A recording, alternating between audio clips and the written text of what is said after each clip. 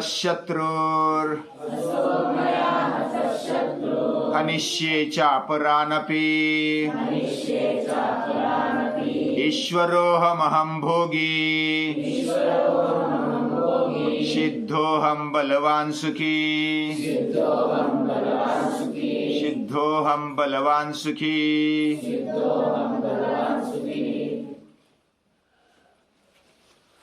श्री कृष्ण ने पांडवों को अपना निमित्त बनाने का तय किया, निश्चित किया। मनी मन पांडवों को भी अलग अलग तरीके से सपोर्ट करते हुए वो कैसे खड़े हो जाए अपने बलबूते पर, और वही राजा बनने चाहिए क्योंकि वही लायक है। वह महापराक्रमी भी है, न्यायी है, और स्वार्थ का त्याग भी करने की जरूरत पड़े तो वो करने के लिए तैयार है। और ऐसे ही राजे होने चाहिए, ऐसा ही राजा होना चाहिए, और इसको सपोर्ट देना चाहिए। ऐसा जो राजा है उसको विरोध करने वाले भी बहुत होते हैं, क्योंकि जो स्वार्थी होते हैं उनका स्वार्थ उसमें बाधा आ जाती है, तो उनको तो लगता है कि ये शत्रु है और वही विरोध करते हैं।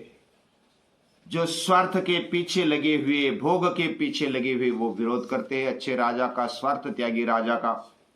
इसलिए उसको बलवान होना चाहिए। उसके आगे अगर वो लड़ने के लिए आ जाए तो उनकी हिम्मत नहीं होनी चाहिए लड़ने की। और इस प्रकार श्री कृष्ण ने सोचकर, राजा कैसा वो बलाढ्य हो, पराक्रमी हो, वह न्याय प्रिय हो, सभी के प्रति न्याय का बर्ताव करे, और वह स्वार्थ त्यागी हो, सभी पर प्रेम करने वाला, सभी को अपना समझने वाला। और ऐसा राजा युधिष्ठिर है, उसको खड़ा करने के लिए द्रौपदी के स्वयंवर से कृष्ण ने ठान लिया और उनको मदद रूप होना शुरू कर दिया। उसके बाद जैसे द्रौपदी की शादी के समय द्रुपद राजा को भी समझाते कृष्ण, और पांडवों को भी समझाते, डरो मत, आप कर सकते हैं, बन सकते हैं, सुराज्य खड़ा कर सकते हैं, धर्म की संस्थापना खड़े कर सकते हो। और ये कैंडू वृत्ति निर्माण करने के साथ साथ उनके हिस्से में जो भी राज्य आया, खांडव वन आया, उसको खड़ा कर दिया। ये जो स्फुल्लिंग है वो पांडवों में था ही, और उसको जगाया, उसको जागृत किया, और सब गाड़ी लाइन पर लगा लिया और वो द्वारका चले गए। उसके बाद सुभद्रा का भी ब्याह करा देता है कृष्ण अर्जुन के साथ, और दृढ़ संबंध होना चाहिए पांडवों के साथ। और ऐसे संबंध बांधने के लिए भी शादी की जाती थी। उस समय शिवाजी राजा के काल में भी शादी की हुई है, केवल संबंध बांधने के लिए, सुराज्य खड़ा करने के लिए, अच्छी धर्म संस्थापना के लिए, जो भी करना पड़े वो करने के लिए तैयार है। इसका मतलब यह नहीं कि वो भोगी है या तो स्वार्थी है। ये एक राजनीति है, और अच्छा राज्य खड़ा करने के लिए जो भी करना पड़े वो करने के लिए कृष्ण तैयार है। लेकिन हेतु स्पष्ट है, धर्म की संस्थापना, धर्म संस्थापनार्थाय। उसमें जो दुष्ट है, या तो दुराचारी है, अत्याचारी है, अन्यायी है, उन्मत्त है, ऐसे राजा सुनने के लिए तैयार नहीं होते। वो तो ऐसा मानते, असो मया हतः शत्रु, एक को मार दिया दूसरों को मार देंगे, तीसरे का भी कांटा निकाल देंगे। ऐसे सोचने वाले जो भी उन्मत्त राजे थे, दुष्ट, अत्याचारी, अनाचारी राजे थे, उनका संहार करना कृष्ण ने शुरू कर दिया था। जरासंध ऐसा था, वो इस 86 राजे, 86 राजाओं को बंदी बना लिया था, और बंदी बनाकर और 100 की आंकड़ा को पार करते हुए वो यज्ञ करने वाला था, नर यज्ञ, और नर राजाओं का यज्ञ, उनको बलि देना। ऐसे राजाओं को बलि देना जो अपने विरुद्ध लगते हैं। विरुद्ध लगते मतलब वो स्वार्थी है, उन्मत्त है, अपना भोग और स्वार्थ के आगे उसको कुछ दिखता नहीं है। मैं ही सम्राट बन जाओ, मेरा डर सभी और फैल जाए, ऐसा उसको लगता है। एक एक को मार देता है, दूसरों को भी मारने की तैयारी रखता है। असो मया हत शत्रु हनिष्ये चापरानपि, मुझे ही मानो, ईश्वरो हम भोगी, मैं ही भोगी हूं, ईश्वर हो, मैं सिद्ध हूं, बलवान हूं, मेरे जैसा सुखी सुख भोगने वाला दूसरा कोई नहीं। दुर्योधन भी ऐसा ही सोचता था। यह तो रत्न भुजावयम, जो भी दुनिया में रत्न है उसको भोगने का अधिकार केवल मेरा है, ऐसा दुर्योधन सोचता था, ऐसा करता भी था।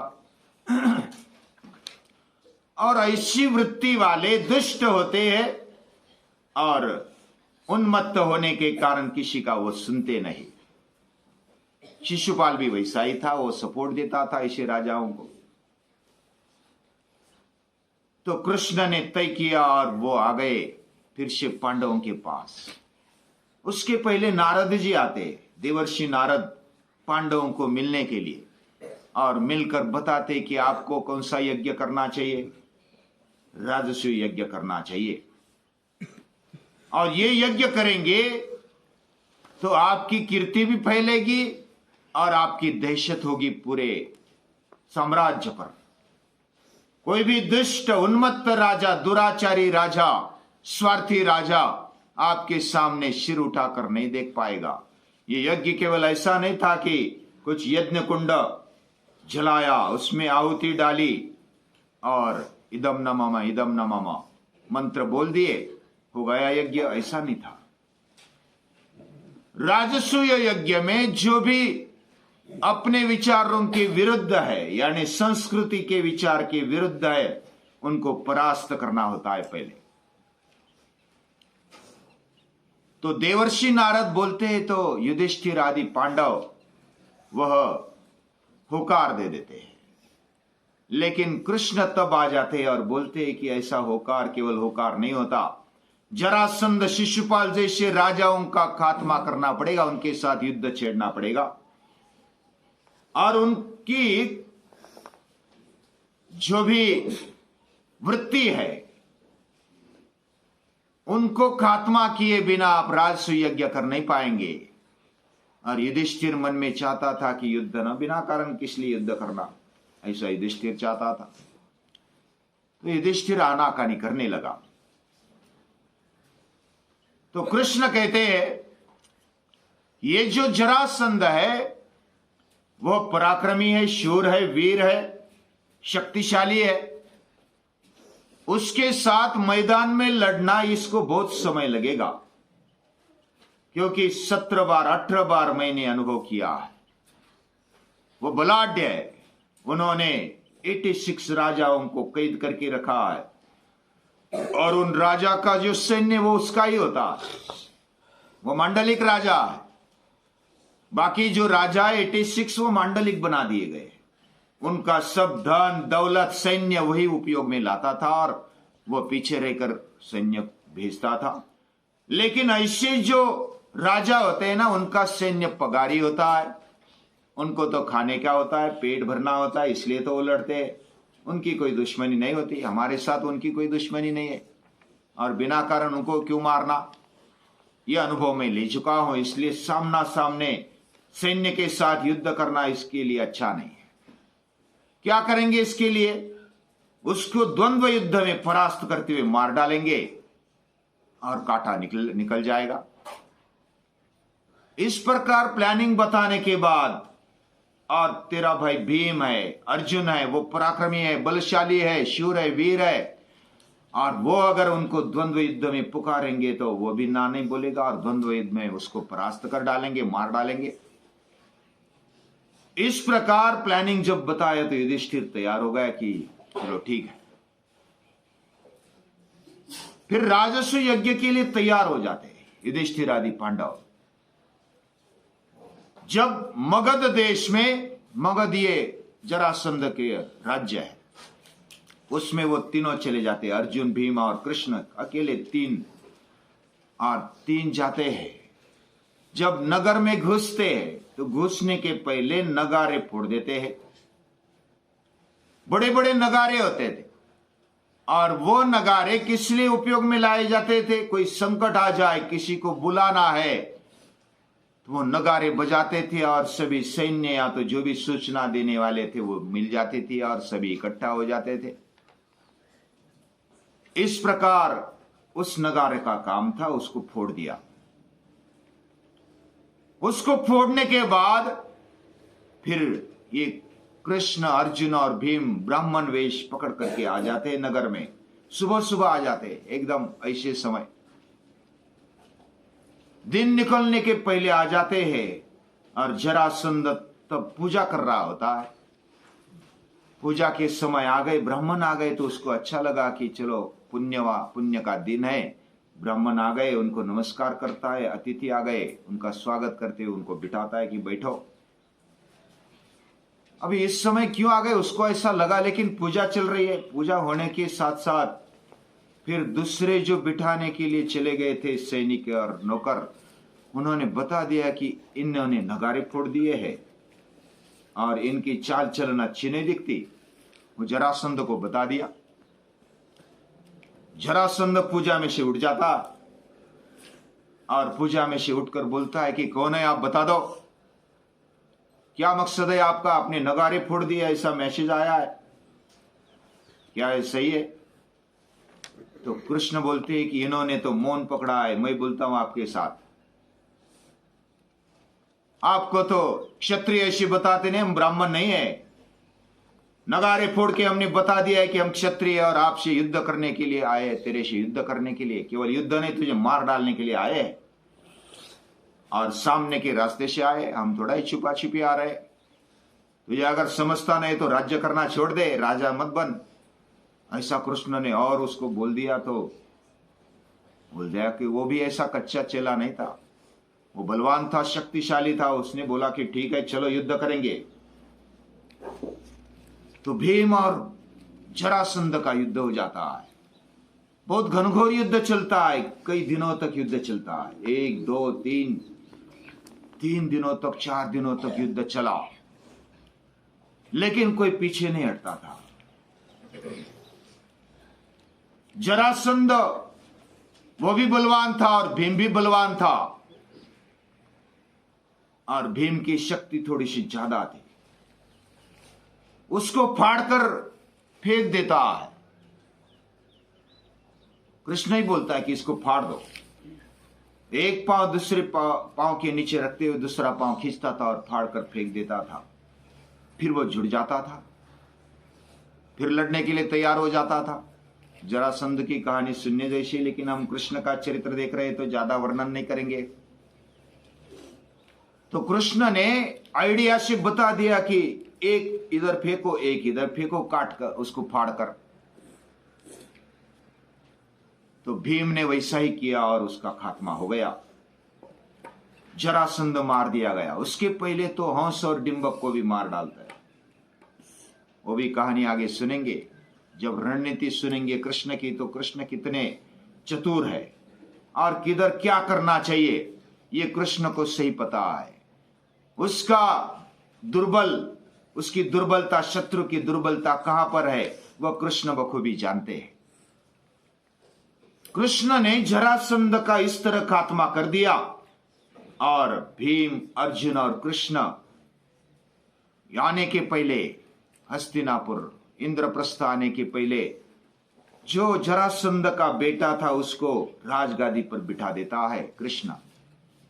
वो अपने लिए राज्य हड़पते नहीं है कृष्ण, वो तो उसी के पुत्र को बिठा दिया और बोल दिया कि संस्कृति के काम के लिए, धर्म की संस्थापना के लिए आप हमें सहाय्य करना।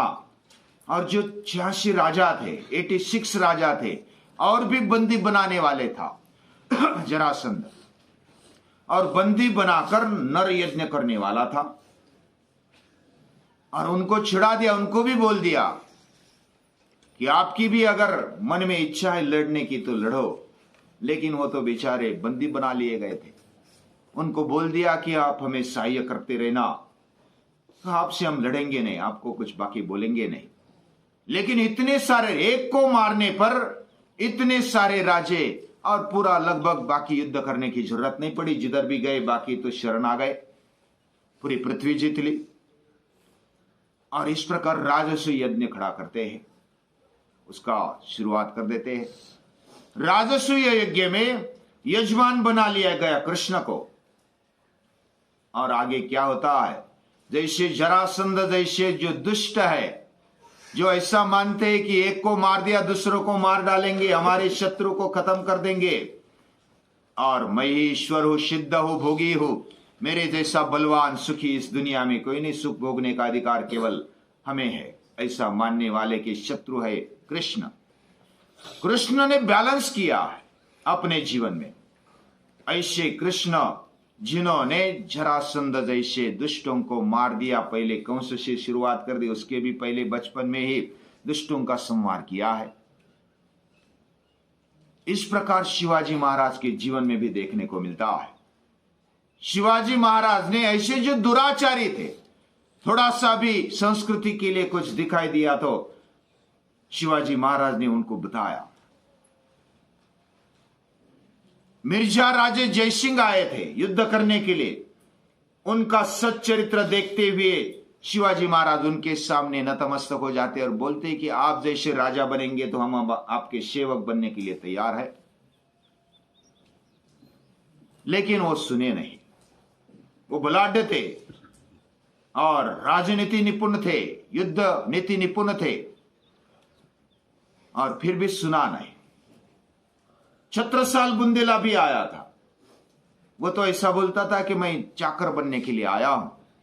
लेकिन शिवाजी महाराज ने बोला कि तू स्वतंत्र राज्य खड़ा कर दे, स्वतंत्रता ही हमारे जीवन का हक है, और वैसा सुराज्य खड़ा कर दो, संस्कृति के वर्धन के हेतु ये राज्य चलना चाहिए। ये भगवान की इच्छा है, ये श्री की इच्छा है, ये भवानी की इच्छा है।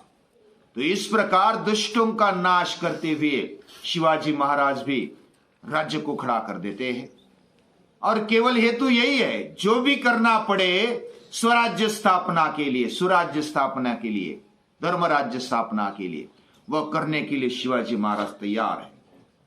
उसके लिए कुछ कपट भी करना पड़े तो शिवाजी महाराज पीछे हटे नहीं है। कुछ गनिमी कावा भी करना पड़े तो पीछे नहीं हटे। कृष्ण की वही नीति है, और कृष्ण ने इस प्रकार सुराज्य खड़ा करने का ठान लिया और राजसूय यज्ञ शुरुआत कर दिया है। उसमें क्या क्या होता है, राजसूय यज्ञ में शिशुपाल को कैसे मार देते हैं और राजसूय यज्ञ में क्या क्या किया जाता है, ये शॉर्टकट में देखेंगे। लेकिन आज के लिए इतना ही। कृष्ण को, कृष्ण के साथियों को नमस्कार।